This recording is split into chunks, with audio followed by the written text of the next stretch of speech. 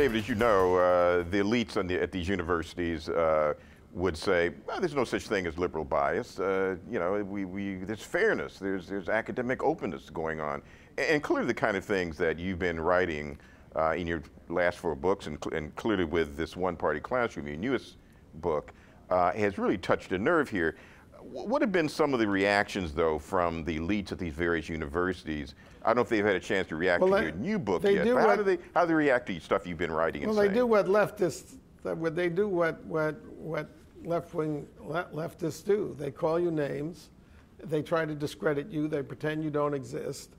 I was invited this year.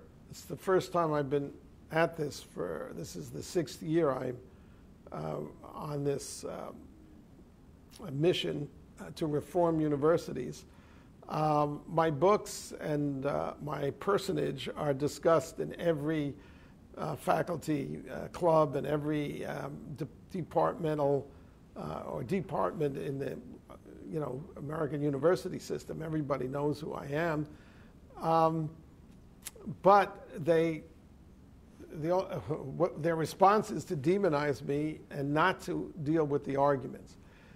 Nobody in his right mind who's not an ideologue himself or herself could claim that women's studies is not a political movement. And in fact, there's a book out, it happened to appear today, it was reviewed in Inside Higher Ed. I mean, there's an interview with the editor on the development of women's studies. And the first thing she says is part of political movement.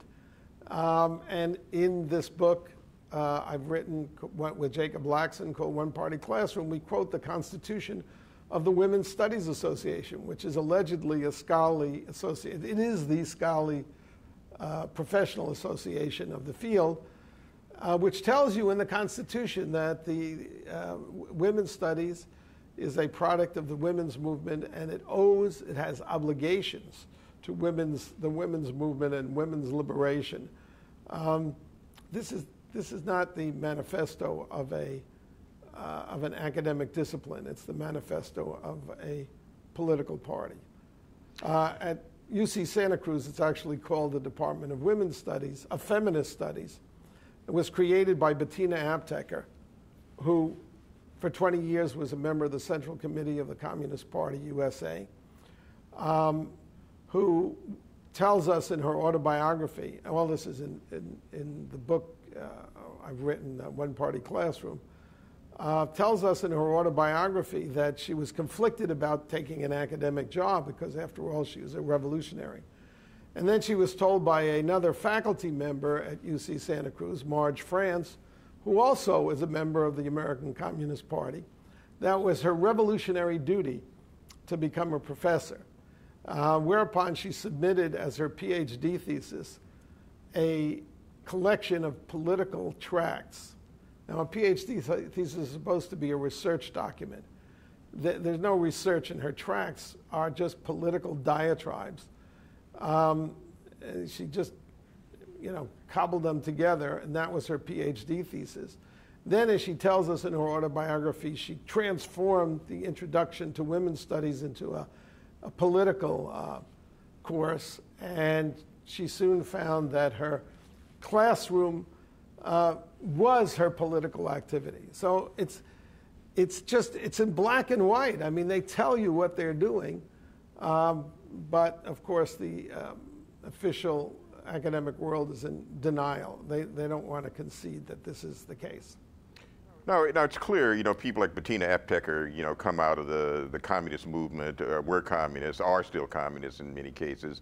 Angela Davis was at UC Santa Cruz for a long time. But other than people like that, where do these leftist college professors come from? Is there a profile of a typical leftist college professor? Yeah, there's 30 years.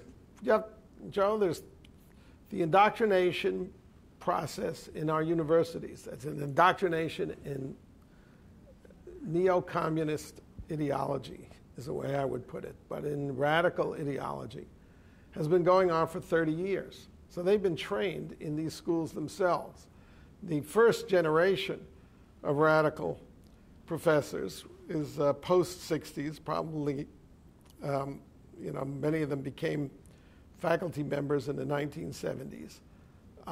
And their mission was to change the university into a political indoctrination and recruitment engine. There's a course, we lead off the book with a course from the University of California, Santa Cruz, which is described in the official university catalog in these exact words. The goal of this seminar is to learn how to organize a revolution. And then it tells you the revolution is anti-capitalist. Now, an academic course could take the subject of revolution, and they would say, what is a revolution, or what have been various definitions of revolution. They could then examine different kinds of revolutions. The French Revolution, the American Revolution, and were quite different, for example. Then they could look at the benefits, the achievements of revolutions. Then they could look at the costs of revolutions.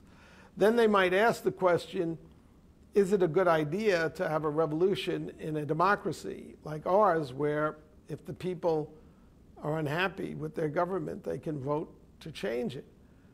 None of these questions are addressed, because the goal of the seminar is not to ask such questions, but to learn how to organize a Marxist revolution. That's basically it. And that is a course that is pure indoctrination. We appropriate if the Communist Party were giving it, but the Communist Party isn't giving it. A taxpayer-supported modern research university is giving this course. Of course, the standing orders of the Regents of the University of California say very explicitly, and in so many words, that the classroom is not to be used for political indoctrination, but there's nobody enforcing the regulations that the university itself has in place. And you know, if I could say, one of the problems that I've experienced here is that the conservative movement, the Republican Party, the institutions that ought to be taking up this cause, I've been very slow to do so. It's just not on their radar screen. It's not a traditional conservative agenda, which is odd, because if you want to look back to the roots of the complaints about the modern university, they begin, of course, conservative complaints with William F. Buckley's God and Man at Yale, which I believe was published in 1954. Okay, David, we're just almost flat out of time here, and this subject is very close to my heart. And you know, you've been doing this a long time, and your latest piece, One Party Classroom, is sort of the culmination of a lot of your work. But I guess the question I want to ask you is, have you seen any progress here? Is there any chance to establish balance at these universities? There's precious little goodwill in these university communities. However, the trustees at the College of DuPage have tried to introduce the Academic Bill of Rights and make it part of the regulations there. There are a lot of wonderful students on college campuses who have responded to this, and I'm hoping that in the next generation, these ideas that have now been planted, the seeds have been planted, will come to fruition. You know, it's a battle like every other battle that we face. So I'm not a fatalist, but I think it's difficult to be an optimist in these circumstances. Well, you're fighting the good fight, David, and we certainly appreciate you for exactly that. Thanks for coming on the show. I appreciate you being on. Good to see you. Thanks. You can find more of David's writing online at frontpagemagazine.com. To be sure to buy a copy of his new book, One Party Classroom.